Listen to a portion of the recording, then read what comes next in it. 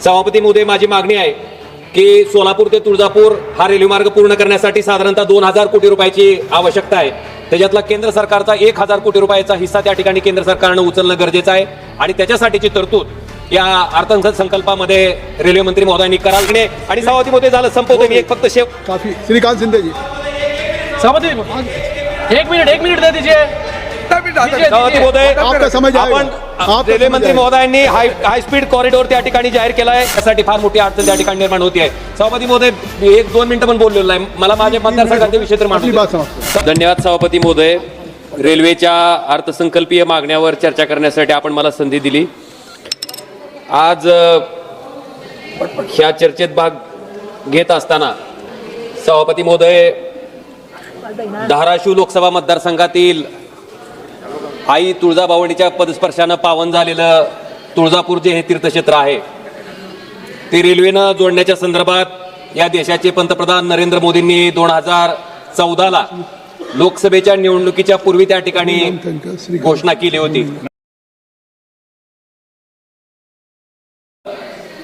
धाराशिव पासून तुळजापूर पर्यंतच्या रेल्वे लाईनचं काम त्या ठिकाणी पूर्ण झालंय, पण तुळजापूर पासून सोलापूर पर्यंतच्या रेल्वे लाईनचं काम त्या ठिकाणी अजून टेंडरच्याच परिस्थितीत आहे।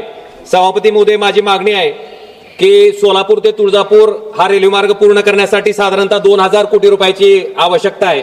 त्याच्यातला केंद्र सरकारचा 1000 कोटी रुपयाचा हिस्सा त्या ठिकाणी केंद्र सरकारनं उचलणं गरजेचं आहे आणि त्याच्यासाठीची तरतूद या अर्थसंकल्पामध्ये रेल्वे मंत्री महोदयांनी करावी, जेणेकरून धाराशिव तुळजापूर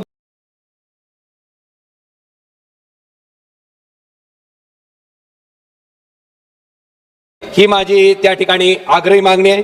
सभापती महोदय, छत्रपती संभाजीनगर या ठिकाणी मराठवाड्याचं विभागीय कार्यालय आहे, त्याचबरोबर उच्च न्यायालयाचं खंडपीठ सुद्धा त्या ठिकाणी छत्रपती संभाजीनगरला आहे।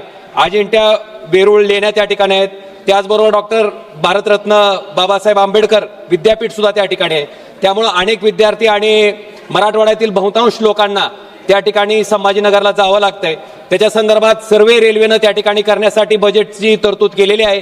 माझी आग्रही मागणी आहे की धाराशिव पासून छत्रपती संभाजीनगर पर्यंतचा जो रेल्वे मार्ग ज्याचा सर्वे आपण करतायत तो सर्वे तातडीनं पूर्ण करून हा रेल्वे मार्ग त्या ठिकाणी पूर्ण करण्याच्या दृष्टीनं केंद्र सरकारनं पावलं उचलावीत आणि याच्या सर्वेक्षणासाठी 6 कोटी रुपये आपण मंजूर केले, त्याच्याबद्दल रेल्वे मंत्री महोदयाचं सुद्धा मी त्या ठिकाणी मनापासून या ठिकाणी आभार व्यक्त करतो। सभापती महोदय, हारंगुळ ते पुणे ही ट्रेन त्या ठिकाणी चालू आहे, पण सध्या ही ट्रेन जी आहे ती पुणे स्टेशन पर्यंत त्या ठिकाणी जात होती, पण दुर्दैवानं आता ही ट्रेन हडपसर पर्यंतच त्या ठिकाणी धावते आणि धाराशिव मधनं लातूर मधनं त्या ठिकाणी जाणाऱ्या अनेक जाण्यासाठी फार मोठी अडचण त्या ठिकाणी निर्माण होती आहे।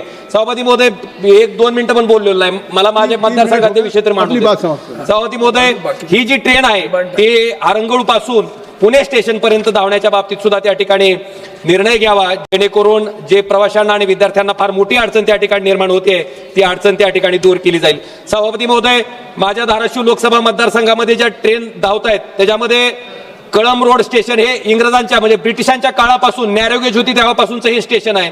सभापती महोदय, या कळंब रोड स्टेशनला त्या ठिकाणी लातूर मुंबई एक्सप्रेस या ट्रेनला कळंब रोड टरवळे या ठिकाणी थांबा देण्याच्या बाबतीत मी कित्येक वर्षापासून म्हणजे ज्या दिवशीपासून खासदार झालो त्या दिवशीपासून प्रत्येक अधिवेशनात ही मागणी करतोय।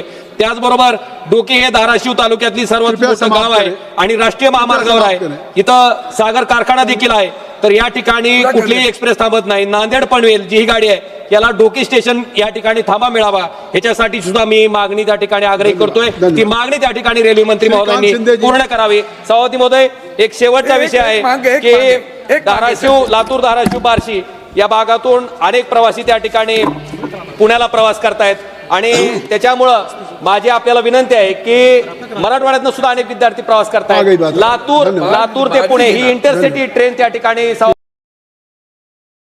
मागणी आणि सभापती महोदय झालं संपवतो मी, एक फक्त काफी श्रीकांत शिंदे जी।